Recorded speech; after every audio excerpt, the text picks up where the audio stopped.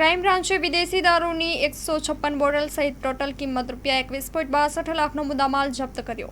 માળિયા railway ફાટક નજીક 400 litre દેશી દારૂ ભરેલી કાર ઝડપી. મોરબી ક્રાઇમ બ્રાન્ચની ટીમે માળિયા મિયાણા નજીક બે જુદી જુદી રેડમાં દેશી વિદેશી દારૂનો જથ્થો જપ્ત કરી લીધો છે.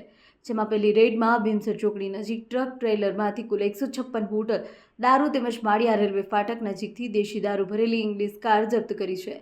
પહેલી રેડમાં ક્રાઇમ બ્રાન્ચે ભીમસર ચોકડી પાસેથી RJ32GD 2544 નંબરના ટ્રક ટ્રેલરને અટકાવી તલાશી લેતા ટ્રકમાંથી વિદેશી દારૂની કુલ 156 બોટલ કિંમત ₹1,62,660 મળી આવતા પોલીસે ₹20 લાખનો ટ્રક જપ્ત કરી ઈસમ ટ્રક ચાલક સોહનસિંહ નંદુસિંહ રાવત અને ઈસમ જસવંતસિંહ નેપાલસિંહ રાવત રહેવાસી બંને રાજસ્થાનવાળાની ધરપકડ કરી માળિયા મિયાણા પોલીસ સ્ટેશનમાં પ્રોહિબિશન એક્ટ મુજબ ગુનો રજીસ્ટર કરાવેલ હતો.